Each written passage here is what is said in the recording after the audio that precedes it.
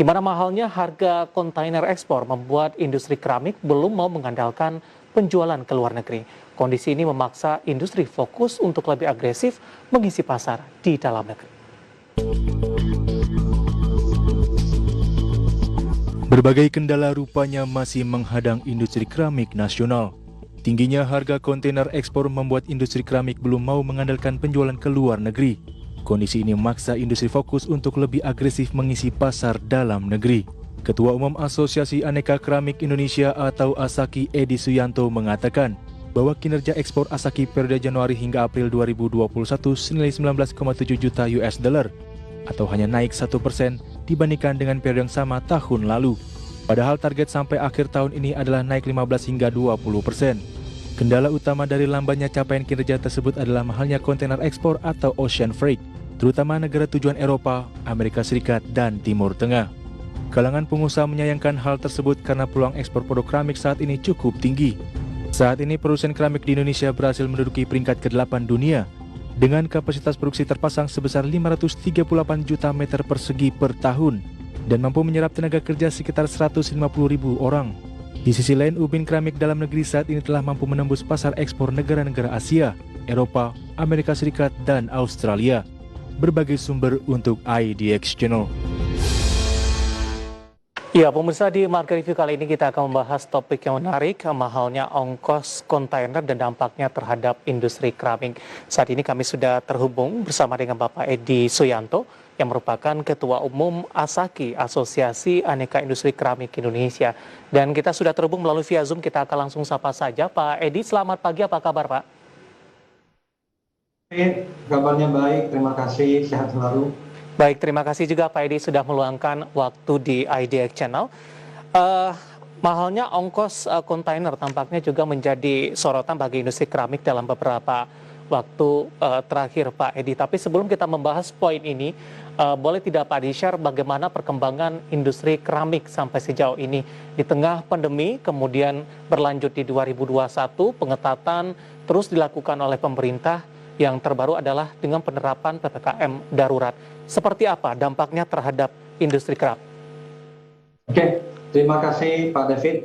Jadi kalau kita melihat kondisi industri keramik hari ini sesuatu yang di luar ekspektasi kami. Kami bersyukur sekali bahwa pasar domestik ini rebound kembali lebih cepat daripada perkiraan kami, Pak David. Permintaan keramik kami mulai merasakan ada peningkatan itu semenjak di bulan Juli tahun 2020. Nah ini sehingga salah satu indikator utamanya adalah membaiknya tingkat utilisasi produksi kami mulai semenjak Juli sampai posisi hari ini. Untuk di posisi semester 1 yang lewat di tahun 2021, tingkat utilisasi kami sudah mendekati 75%. Yang mana ini merupakan tingkat utilisasi tertinggi semenjak tahun 2014. Nah, meskipun di tahun 2020 kita sempat mengalami penurunan yang tajam, itu di kuartal kedua, kapasitas kami sempat turun ke 30%. Ini karena awal penerapan PSBB ketat, jadi saat itu sempat turun ke 30%. Ini merupakan angka yang terjelek selama ini.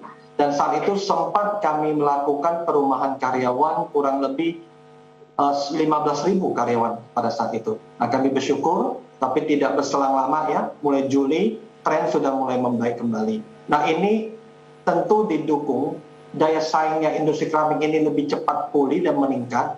Ini yang kami syukuri adalah pemberian stimulus harga gas 6 US dollar oleh pemerintah yang mulai efektif di April tahun 2020. Menurut kami ini merupakan satu stimulus yang sangat tepat sasaran dan datang dengan timing yang sangat tepat. Jadi bisa memberikan impact yang luar biasa. Seperti kita ketahui kenapa itu penting harga gas, karena komponen biaya produksi kami yang paling besar itu 30% ada di biaya gas.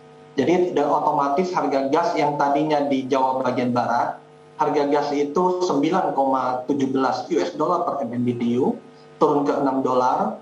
Industri keramik yang berada di Jawa bagian timur, sebelumnya 7,98 US dollar per MMBTU, turun ke 6. Jadi dengan dukungan stimulus ini menjadikan satu titik balik ya, ini kebangkitan industri keramik. Itu adalah salah satu katalis positifnya. Nah, kedua, kenapa juga kami bisa meningkatkan utilisasinya kami, ini juga karena ada kebijakan safeguard. Ya, safeguard sudah mulai berlaku di tahun 2018 dan akan selesai di Oktober 2021 ini, yang tadinya hanya untuk negara China. Nah, ini mulai Agustus tahun lalu, ini sudah ditambahkan lagi 2 negara pengimpor utama, yaitu Vietnam dan India. Nah, itu adalah katalis positif juga ya, yang membangkitkan industri keramik. Kemudian yang ketiga adalah larangan pemakaian produk impor bahan bangunan untuk konstruksi dan properti dari Kementerian PUPR di akhir tahun. Nah, ini kami sudah cek di lapangan, ternyata ini sudah berjalan cukup baik di tahun 2021. Kebanyakan spek-spek yang ada di pemerintahan, terutama di Kementerian PUPR, ini semuanya sudah menggunakan spek produk bahan bangunan dalam negeri, khususnya produk keramik, produk sanitari maupun genteng yang tergabung di dalam Asaki ini. Baik. Kemudian juga ada yang mendukung kami, Pak David, yaitu pemberian insentif PPN, Pak David, untuk sektor properti ya. Nah, apalagi kabar baiknya yang kami dengar bahwa ini diperpanjang sampai Desember 2021. Tentunya ini akan menggairahkan pasar properti. Nah, begitu pasar properti ini bergairah kembali, ini tentu langsung memberikan multiplier effect kepada kami, industri bahan bangunan penunjang properti tersebut. Baik. Nah, Pak Edi, lanjutnya lagi, barusan saya menambahkan sedikit, Pak David.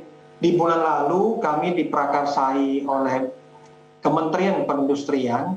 Kami sungguh berterima kasih atensi dan dukungan yang luar biasa dari Pak Menprin kepada kemajuan industri, memfasilitasi business matching.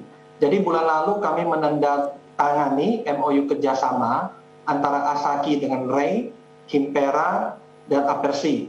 Dari para pengembang lokal juga tergerak, mereka bersama-sama mencintai produk keramik di dalam negeri, mereka menggunakan produk keramik untuk proyek-proyeknya mereka. Saya rasa itu beberapa katalis positif, Pak David, yang membuat kami bisa rebound lebih cepat.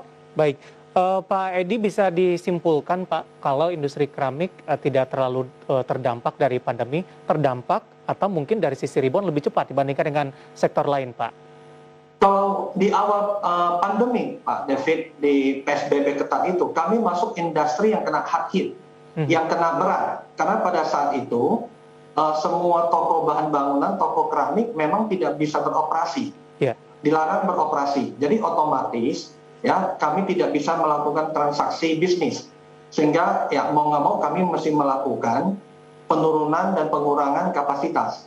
Nah, ini menyambung kondisi hari ini pada David ya, dengan PPKM ketat ini di Jawa Bali.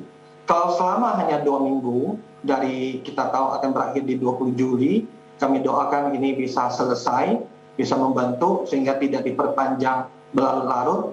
Manakala ini berlarut-larut sampai di akhir Agustus sebagaimana dikhawatirkan, otomatis kami dari industri keramik akan berhitung ulang.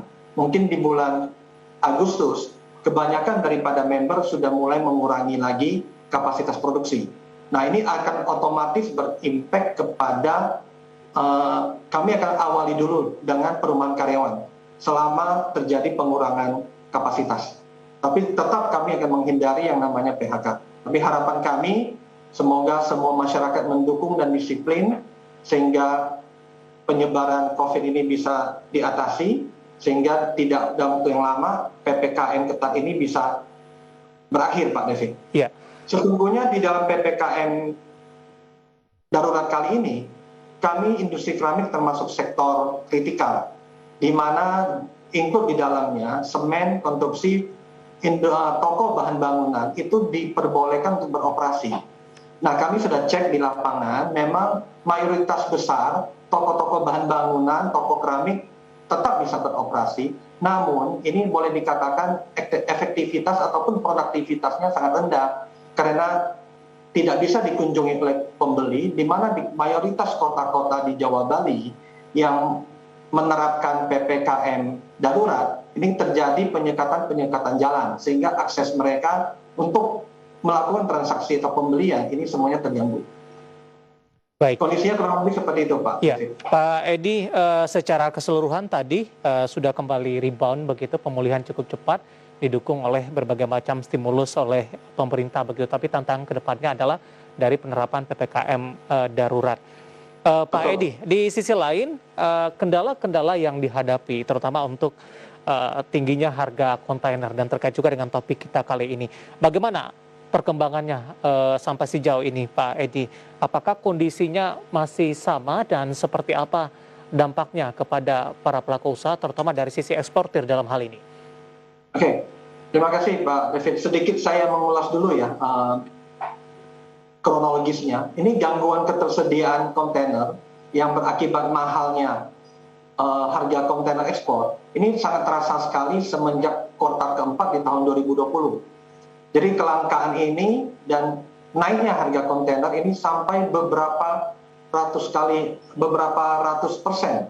Dan ini terjadi untuk semua tujuan negara ekspor kami, baik itu Asia Tenggara, Eropa, Amerika maupun di Timur Tengah. Nah, gangguan ini jelas tidak hanya kami rasakan saja, tapi saya yakin semua industri pengekspor di Indonesia atau asosiasi lain juga mengalami hal yang sama. Bahkan tidak hanya terjadi di Indonesia, namun juga merata ya di semua negara di dunia. Ini sudah kami laporkan juga kepada pemerintah dalam hal ini Kemenperin. Nah, memang yang kita ketahui faktor penyebab utama kelangkaan ini adalah karena ketidakseimbangan aktivitas ekspor impor dunia. Ini akibat pandemi COVID yang mengakibatkan resesi perekonomian global. Sehingga jadwal atau frekuensi pengangkutan kapal kontainer juga berkurang cukup banyak. Namun yang kami syukuri Pak David, meskipun kami terganggu ya, tapi secara overall di tahun lalu kami masih bisa bertumbuh 22%. Meskipun ini meleset, karena kalau kami melihat tren dari Januari 2020 sampai sebelum kuartal keempat, kami sudah bertumbuh di atas 40%. Karena salah satu dukungan stimulus harga gas sehingga kami bisa lebih agresif. Kami merebut kembali pasar yang tadinya kami kalah bersaing dengan harga gas, kami rebut kembali. Nah, tapi karena gangguan di Q4 sehingga otomatis Q4 penjualan kami merosot tajam, sehingga hanya secara keseluruhan di tahun lalu hanya mampu bertumbuh 20%. Baik. Nah, Pak Edi, menarik, kita akan jeda terlebih dahulu, nanti kita akan lanjutkan kembali. Nanti kita akan coba singgung juga bagaimana potensi dari ekspor keramik di Indonesia dan juga potensi pasar dari dalam negeri, Pak Edi. Nanti kita akan lanjutkan, kita akan jeda.